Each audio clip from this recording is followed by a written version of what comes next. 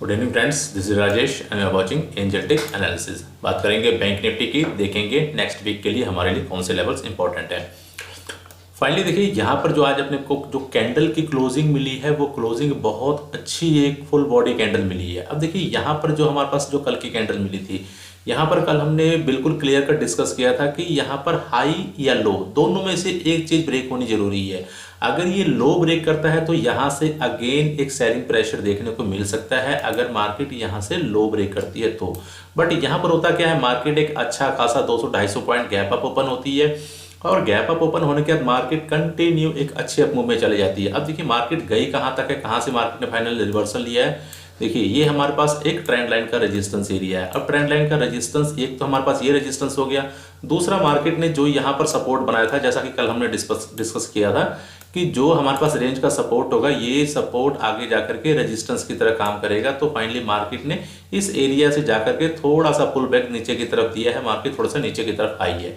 अब आगे क्या, आगे की तरफ क्या हो सकता है, क्योंकि देखिए मार्केट की जो क्लोजिंग आई है वो एक रेजिस्टेंस लेवल पर आई है और ये दो रेजिस्टेंस है, एक तो ट्रेंड लाइन का रेजिस्टेंस है, एक हमारे पास ये हॉरिजॉन्टल लाइन का रेजिस्टेंस है। अब मे भी मार्केट को अगर ऊपर की तरफ जाना है तो मे भी यहाँ पर एक रेड कैंडल क्लोज करने के बाद ही मार्केट इसका ब्रेकआउट कर सकती है। और यहाँ पर देखिए जो यहाँ पर रेड कैंडल क्लोज होगी, रेड कैंडल क्लोज होने के बाद मार्केट एक बार इस तरीके से नीचे की तरफ भी आ सकती है। यहाँ पर क्यों, क्योंकि जो रेजिस्टेंस हमने यहाँ पर ब्रेक किया है, अब देखिए ये क्या था, ये रेजिस्टेंस था और ये रेजिस्टेंस आज हमने ब्रेक किया। अब ये रेजिस्टेंस हमारे लिए सपोर्ट का काम करेगा, तो मे बी मार्केट इस तरीके से टेस्ट करके फिर मार्केट इस ट्रेंड लाइन को ब्रेकआउट कर सकती है। तो मे बी मैं अब मंडे के लिए मैं मार्केट को भी फिलहाल बुलिश नहीं देख रहा हूँ। कई लोग देखिए मैं गलत भी हो सकता हूँ, मेरा व्यू गलत भी हो सकता है, बट मेरा अपना व्यू है, आपका अपना व्यू होगा। मैं मंडे को मार्केट को बुलिश नहीं देख रहा हूँ, मंडे को, सिर्फ मंडे को, नेक्स्ट वीक की बात नहीं कर रहा हूँ। जैसा कि मैंने बताया कि मार्केट एक बार यहाँ पर आने के बाद फिर इस ट्रेंड लाइन को ब्रेकआउट कर सकती है और फिर इसके ऊपर जा सकती है। अगर मार्केट इसी डायरेक्शन में ब्रेकआउट करती है तो मैं यहाँ पर इंटरेस्टेड नहीं रहूंगा यहाँ पर बाइंग करने के लिए। ध्यान से सुनिएगा, अगर मार्केट इसी फ्लो में आज के हाई को, मंडे को इसी फ्लो में आज के हाई को मार्केट ब्रेक कर देती है तो मैं यहाँ पर इंटरेस्टेड नहीं रहूंगा बाइंग करने के लिए। दूसरा, मैं आने वाले रेजिस्टेंस आपको बता देता हूँ कि आने वाले रेजिस्टेंस कौन से हैं। देखिए जैसे कि यहाँ से हमने ट्रेंड लाइन देखा, सेम ट्रेंड लाइन हमारे पास एक यहाँ पर ऊपर की तरफ से आ रही है जिसने 1 टेस्टिंग और ये 2nd टेस्टिंग और ये 3rd और यहाँ पर 3 टेस्टिंग हो चुकी है। मे बी जब मार्केट इस तरीके से नीचे की तरफ से आकर के ऊपर की तरफ जाएगी तो अगला अपने को रेजिस्टेंस इस ट्रेंड लाइन के आसपास मिलेगा। जब देखिए यहाँ पर भी 2 रेजिस्टेंस हैं, जैसा कि यहाँ पर देखिए हॉरिजॉन्टल का रेजिस्टेंस और ट्रेंड लाइन का रेजिस्टेंस था, सेम चीज अपने को यहाँ पर भी देखने को मिलेगी। यहाँ पर क्या होगा, यहाँ पर भी अपने को एक हॉरिजॉन्टल का रेजिस्टेंस देखने को मिलेगा और एक ट्रेंड लाइन का रेजिस्टेंस देखने को मिलेगा। ठीक है, तो यहाँ पर मे बी देखिए मार्केट को यहाँ पर थोड़ा रुकना चाहिए। मे बी मंडे की मार्केट एक बार मार्केट रेंज में जाए, रेंज में जाने के बाद ट्यूसडे को मार्केट ब्रेकआउट करे या मंडे को ही ब्रेकआउट कर दे, नो इशू। बट मार्केट कम से कम 3 से 4 घंटा रेंज में जाए, 3 से 4 घंटा रेंज में ट्रेड करे और उसके बाद ब्रेक करे तो मैं वहां पर इंटरेस्टेड रहूंगा बाइंग करने के लिए। बट अगर मार्केट मॉर्निंग सेशन में ही 9-10 बजे के अंदर अंदर मार्केट इसको ब्रेकआउट कर देती है तो मैं यहाँ पर इंटरेस्टेड नहीं रहूंगा बाइंग करने के लिए। मे बी मैं यहाँ पर शायद जाकर के कोई छोटी छोटी क्वांटिटी ट्रेड कर लूँ, बट या फिर ना भी करूँ। बट जो चीज मैं आपको बता रहा हूँ वही चीज, क्लियर चीज मैं अब करने वाला हूँ। क्योंकि देखिए मार्केट किसी भी डायरेक्शन में, किसी भी मतलब चाहे ऊपर की तरफ जा रही हो चाहे नीचे की तरफ, एक डायरेक्शन में नहीं जा सकती। उसको थोड़ी प्रॉफिट बुकिंग जरूर आती है, या मार्केट वहां पर मंडे के सेशन में मे भी यहाँ पर रेंज बाउंड हो सकती है। रेंज बाउंड हो जाए, रेंज बाउंड होने के बाद इसको ब्रेकआउट करे और ये ब्रेकआउट होना चाहिए 1 बजे के बाद। अगर ये ब्रेकआउट 1 बजे के बाद होगा तो मैं इंटरेस्टेड रहूंगा। अगर 1 बजे के बाद, 1 बजे से पहले ही ब्रेकआउट होता है, 9, 10, 11 बजे के अंदर होता है तो मैं इंटरेस्टेड नहीं रहूंगा, मे बी मैं ट्रेड ही ना करूँ। ठीक है, तो चलिए अब हम यहाँ पर देख लेते हैं कुछ मेरे ट्रेड, जो मैंने ट्रेड आज किए थे वो मैं आपको समझा देता हूँ। वो ट्रेड के पीछे का लॉजिक क्या है वो यहाँ पर आपको थोड़ा सा क्लियर हो जाएगा। देखिए मार्केट यहाँ पर जो ब्रेकआउट कर रही है, ब्रेकआउट किस चीज को कर रही है, हमारे परसों के जो हमारा पहला स्विंग लगा हुआ था, ये पहले स्विंग को ही ये कैंडल ब्रेक कर रही है। सो यहाँ पर पहले कैंडल में ही मैंने एंट्री ली थी और यहाँ पर मैंने लॉन्ग बनाया था। देखिए ऑलरेडी मार्केट यहाँ से एक 200-250 पॉइंट का गैप अप ओपन हो चुकी थी। सो जब इतना बड़ा गैप अप ओपन हो जाए तो अपने लिए कोई बहुत बड़ा स्कोप नहीं बचता है। लेकिन आज मार्केट में बायर बहुत ज्यादा स्ट्रॉन्ग थे। ठीक है, एज पर, क्योंकि डेटा बिल्कुल क्लियर कट बता रहा था कि यहाँ पर सेलर जो है बिल्कुल नाम मात्र थे और बायर ही बायर यहाँ पर दिख रहे थे। तो यहाँ पर मैं पहले कैंडल में यहाँ पर ट्रेड बनाता हूँ। उसके बाद देखिए दूसरी कैंडल में क्या होता है, मैंने सोचा कि मे भी देखिए मेरा जो टारगेट होगा वो ये टारगेट होगा जो हमारे पास कल का डे हाई लगा हुआ है। मैं ड्रॉ करके दिखाई देता हूँ ये वाला डे हाई, ठीक है, ये हमारे पास डे हाई लगा हुआ है, तो ये डे हाई मेरा टारगेट होगा। और मार्केट जब ये दूसरी कैंडल इसके ऊपर जब निकलना स्टार्ट करती है तो maybe as per data को देखते हुए मैंने यहाँ पर दूसरा ट्रेड भी बनाया दूसरी कैंडल में। अब देखिए ये कैंडलें आपको देखने में छोटी लग रही हैं, लेकिन प्रॉफिट इसके बहुत बड़े बड़े हैं। मे बी अगर आपको बताऊंगा तो आप हैरान हो जाएंगे, ये बहुत बड़े बड़े प्रॉफिट है। ये दूसरी कैंडल का प्रॉफिट बहुत बड़ा है। सबसे अच्छा प्रॉफिट मेरे को जहां पर मिला है वो भी मैं भी बताऊंगा आपको।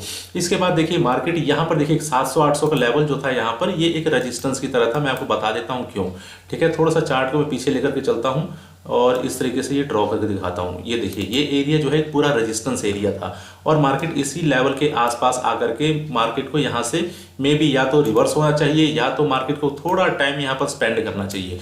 थोड़ा टाइम स्पेंड करना चाहिए मतलब 2-4 कैंडल, 1-2 कैंडल यहाँ पर मे बी यहाँ पर सस्टेन करे, उसके बाद ब्रेकआउट करे। डायरेक्ट ब्रेकआउट करेगी तो नहीं। यहाँ पर सेम चीज हुई, मार्केट ने देखिए यहाँ पर सस्टेन किया थोड़ा सा और उसके बाद यहाँ पर मार्केट ऊपर की तरफ निकली है।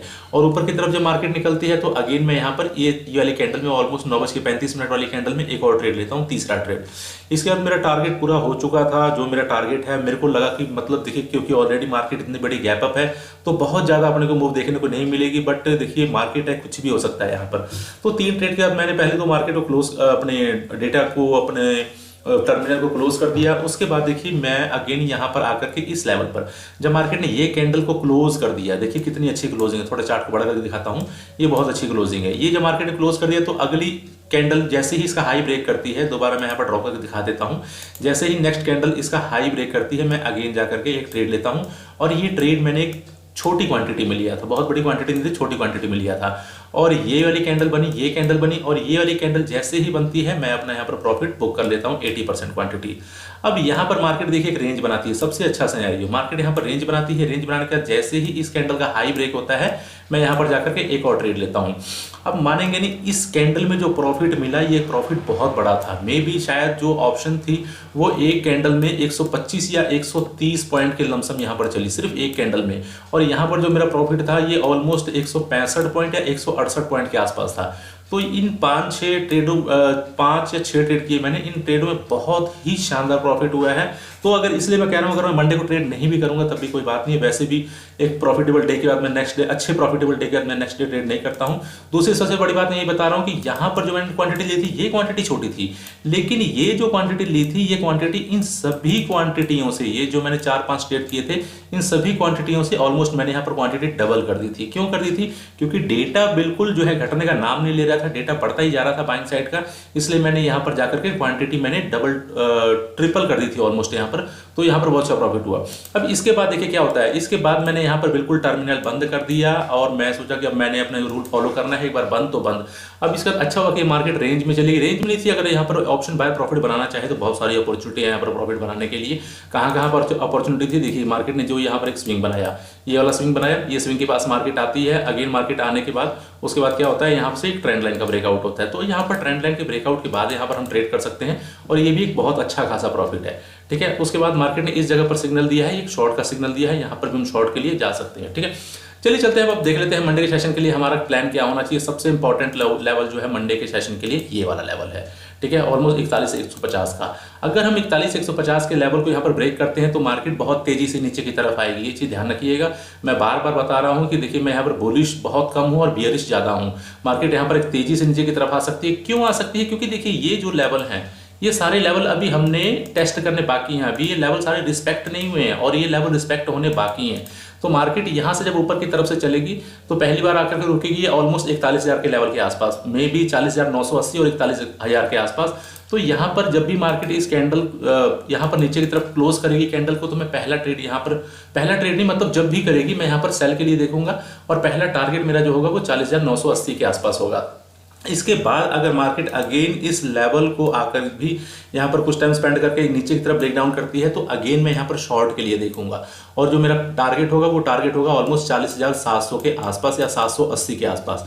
तो ये मेरा टारगेट होगा। बाइंग की साइड में देखिए, बाइंग की साइड में मैंने आपको क्लियर कट मैंने आपको अपना प्लान बता दिया है कि बाइंग की साइड में मैं कब यहाँ पर ट्रेड कर लेके जाऊंगा। मैं बाइंग की साइड में ट्रेड करने के लिए जाऊंगा, मे भी मान लीजिए मार्केट यहाँ पर फ्लैट ओपन होती है, फ्लैट ओपन होने के बाद मार्केट में भी 11-12 बजे तक इस तरीके से रेंज में ट्रेड करे, या मार्केट इस एरिया में पूरा एक रेंज बनाए और उसके बाद यहाँ से ब्रेकआउट करे तो मैं जाकर के यहाँ पर बाइंग के लिए जाऊंगा। अदरवाइज मंडे को मैं बाइंग के लिए ज़्यादा इच्छुक नहीं हूँ।